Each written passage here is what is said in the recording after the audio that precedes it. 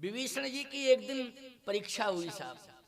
परीक्षा ये हुई कि रावण के दरबार में विभीषण जी पहुंचे, और जैसे रावण के दरबार में विभीषण जी पहुंचे तो रावण ने विभीषण से कहा कि विभीषण क्या चाहता है तू ये बता। मैंने सुना है कि तू राम का नाम लेता रहता है, राम राम जपता रहता है।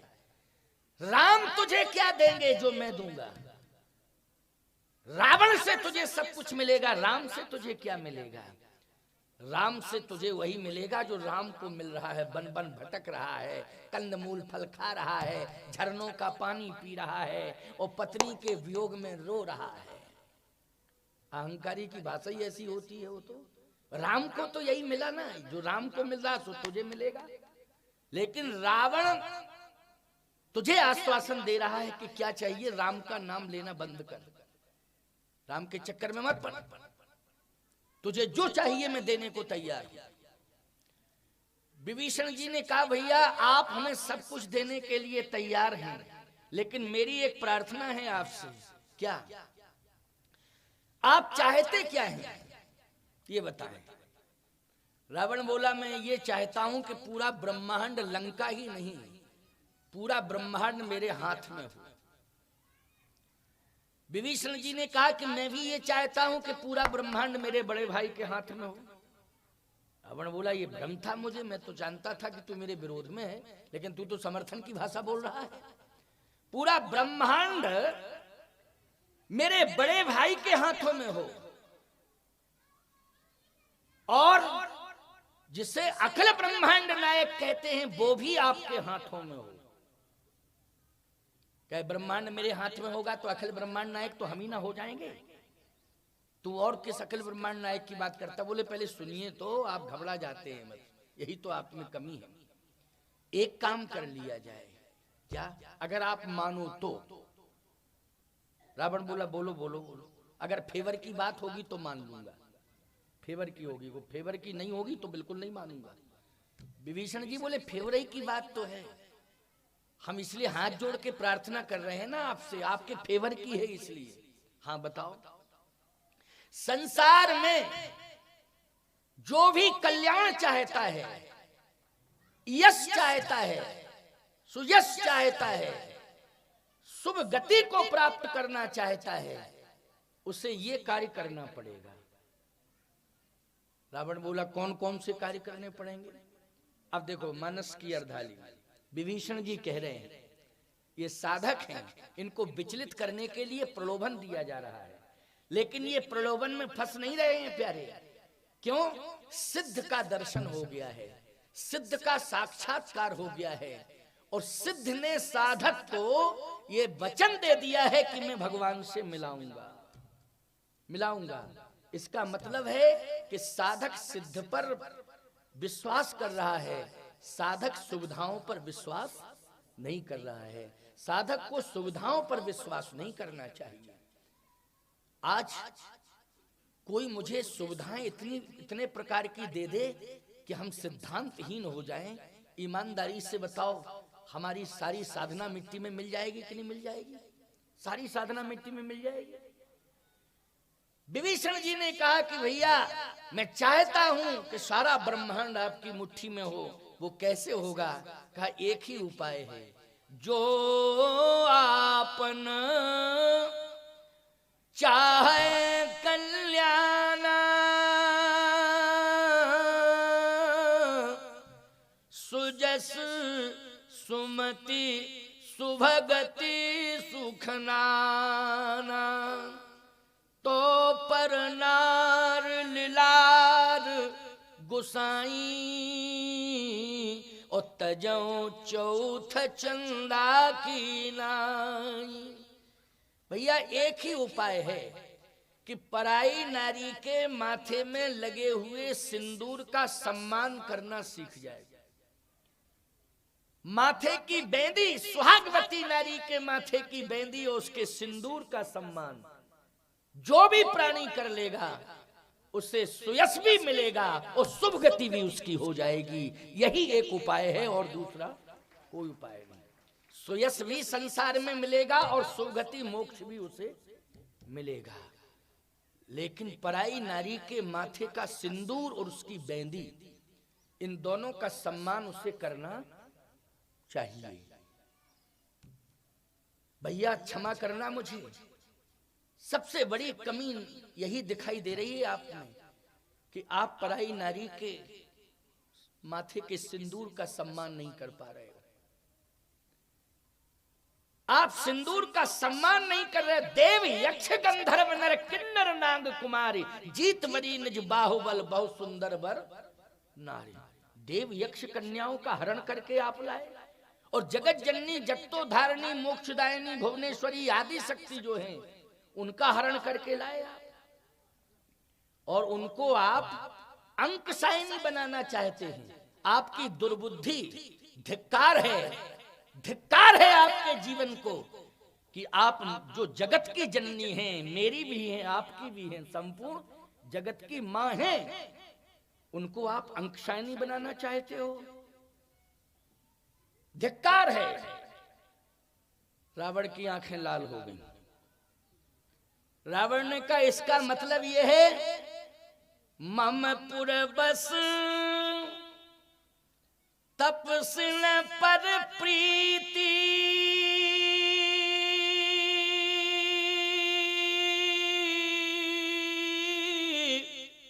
सठ मिल जाए यही कह नीति। तपस्वियों से तू प्रेम करता है, इसका मतलब यह है कि मैं सीता को वापस कर दूं, यही चाहता है। विभीषण ने कहा आपका कल्याण है, इसमें आपका कल्याण है, आपकी सत्ता अक्षुण्ण रहेगी, आपका यश पूरे संसार में होगा और आप मुक्ति को प्राप्त करेंगे, ये मेरा विश्वास है। अच्छा एक बात बताओ विभीषण, नारी से संबंध रखना चाहिए तो किस रूप में रखना चाहिए? पराई नारी से संबंध का भैया अवस्था में यदि बड़ी है तो बेटा बन जाओ और मां कह करके संबंध जोड़ लो। देखो संबंधों का वो अंतर बता रहा है।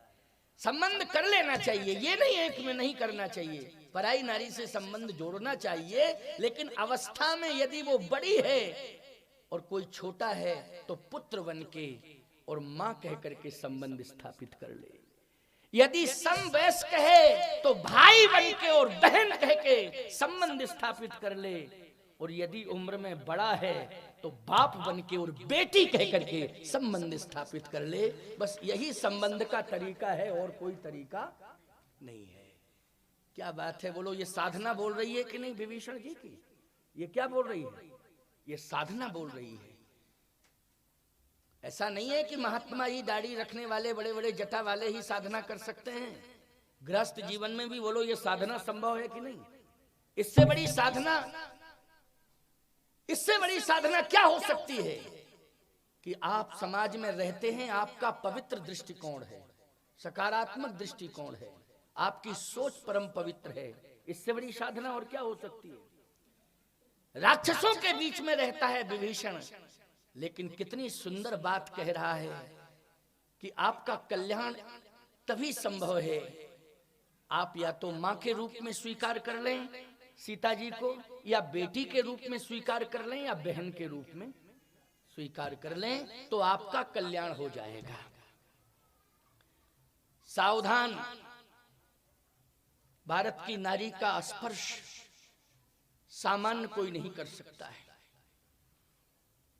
देवताओं को साक्षी करके, अग्नि को साक्षी करके जिसने स्पर्श किया है वो पति है, वो स्पर्श कर सकता है, और नहीं तो प्यारे चिता की ज्वाला स्पर्श कर सकती है, तीसरा कोई नहीं कर सकता है।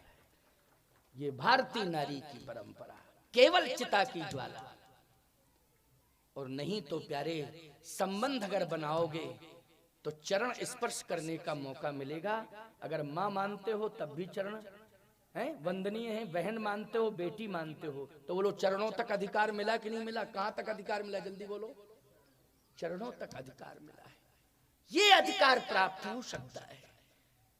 नहीं तो सर्वांग शरीर का स्पर्श पति कर सकता है और चिता की ज्वाला कर सकती है, और तीसरा कोई नहीं कर सकता है। केवल चिता की ज्वाला जो जला करके खाक कर देती है। इसलिए भैया मैं कहता हूं कि सबसे ज्यादा पूजनीय, सबसे ज्यादा आदरणीय, सबसे ज्यादा सम्माननीय अगर किसी देश की नारी है तो भारतीय संस्कृति में पलने वाली वो भारत की नारी है, अन्य किसी देश की नारी नहीं। अगर कोई ये कहना चाहे मुझसे कि महाराज जी आप मंच से कहते हो विश्व का कल्याण हो, तो क्या विश्व की नारियों में केवल भारत की नारी ही इतनी आदर्शवादिनी है? क्या अन्य देश की नारियों में वो आदर्श नहीं पाया जाता है? सावधान, अन्य देश की नारियों में वो पात्रता नहीं है, अन्य देश की नारियों में वो तप नहीं है, वो त्याग नहीं है, वो तितिक्षा नहीं है। जो भारत की नारी के अंदर त्याग और तितिक्षा है, त्याग से भरा हुआ जीवन है। भारत की नारी महान सती है सावित्री, जो अपने पति को यमराज की चौखट से जीवित करके लाती है। बोलो प्राण खींच करके लाई कि नहीं यमराज की चौखट से? ऐसा प्रमाण और कहीं मिलता है क्या? यमराज की चौखट पे कोई पहुंच जाए फिर कोई ला सकता है वापस, लेकिन सावित्री लाई। ये भारत, ये आर्यावर्त की नारी है। आर्यावर्त था उस समय, क्या था? आर्यावर्त था। ये आर्यावर्त की नारी का ही स्वरूप है, ये तप है। प्यारे विभीषण जी रोते हुए कहते हैं कि भैया मेरी बात मान लो। रावण की आंखें लाल हो गईं और रावण ने लात उठाई और विभीषण जी की छाती में मार दी लात, सभा के बीच में। लेकिन साधक साधक होता है, साधक को क्रोध नहीं आता है। पहली बात यह है, साधक को कभी क्रोध नहीं आता है। जिसकी साधना में क्रोध समाप्त हो गया है, याद रखना परमात्मा के वो नजदीक पहुंच गया है, वो परमात्मा के नजदीक पहुंच गया समझ लो। और विभीषण जी की यही विशेषता है कि लात सहने के बाद भी क्रोध नहीं आया। प्रमाण लीजिए रामायण का। ये मैं साधक के स्वरूप का वर्णन कर रहा हूं। विभीषण को मैंने क्या सिद्ध किया है? साधक, इसलिए उसके स्वरूप का वर्णन कर रहा हूं। जैसे ही खींच करके लात मारी, अस कही कीन्ह से चरण प्रहारा,